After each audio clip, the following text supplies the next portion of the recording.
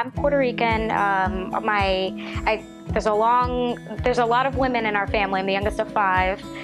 There's 4 girls in our family. My mother, she has 4 sisters. So wow. there's a lot of women in our family that have been affected in one way or another by breast cancer and ovarian cancer and different things like that related to women's health. I wasn't aware of the history in our background, in our family with women's health and breast cancer. Last year, my sister, who's about 10 years older than me, she said, we have a history in our family. It's important for all of us to be aware of that and make sure that we're getting checkups regularly and are cognizant of this in our family. I knew that it was an issue in our family, but I didn't realize how young everyone in our family was affected by it. So my grandmother on my mother's side, she had breast cancer, and she was 37. Oh my gosh. And this was a long time ago. Yeah, so she had breast cancer a couple years after my mother was born. My mother was a child. So she didn't really remember. Obviously, I didn't know anything. I knew that she had it, but I didn't realize the age. So then I started asking more questions, and I found out one of my aunts was 40. So I believe that my cousin was 10 or so when she had breast cancer, and my other aunt was 32.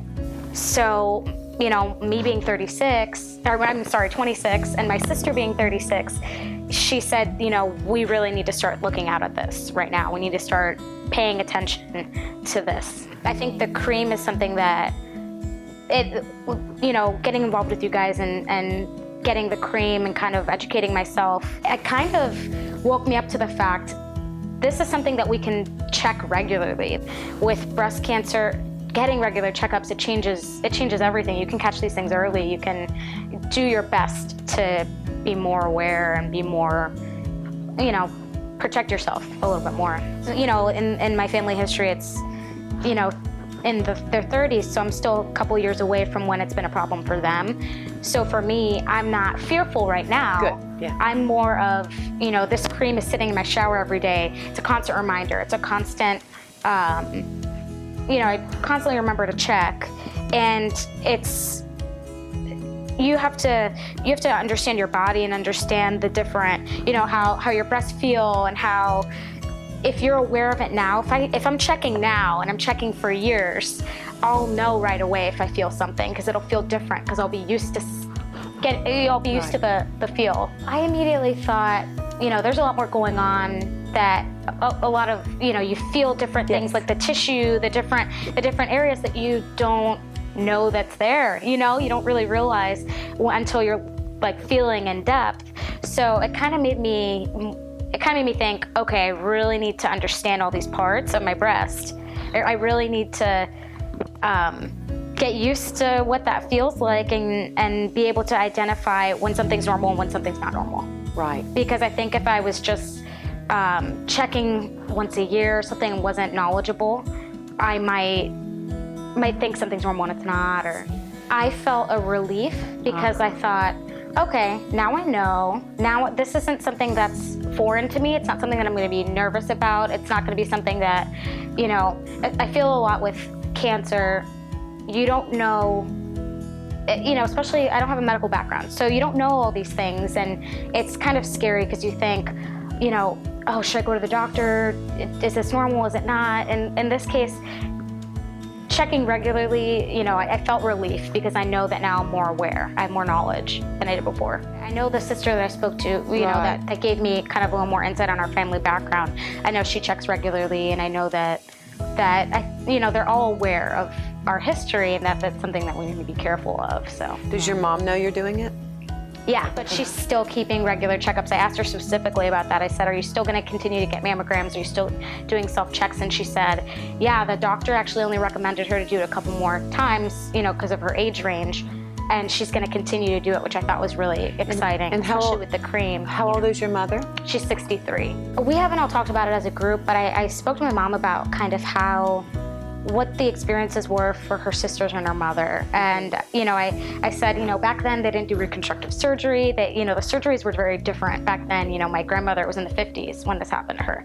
So I asked her, did they get double mastectomies at that time, or did they just get a partial, remove part of their breast? And so was that an issue for them to not have, they didn't have reconstructions the same way? And she said they all kind of, my grandmother had a mastectomy and obviously didn't have any reconstruction, so she only had one breast. And it was kind of something that because of that, the scar, it's kind of like it was there. The scar was there. There was a constant reminder of it. So it was kind of, it was something that they all saw all the time. It was a constant reminder, So I wonder how that was for my grandmother, how that felt, Specifically, the aunt that was 40 when she found out she had breast cancer, she had a 10-year-old son. Right. And she had another son. I don't know his age at the time, but they remember that. Do you know how she found her breast cancer? I don't know. I didn't ask that specific question. But so let's say again, we've got eight women that you've just described in the 2 generations, right? Mm-hmm. And how many people in that amount have had some form of female? 3 people. Okay, 3 out of 8. That's a pretty high percentage. I would recommend to everyone to get the cream because it's sitting there next to my shampoo. I see it every day.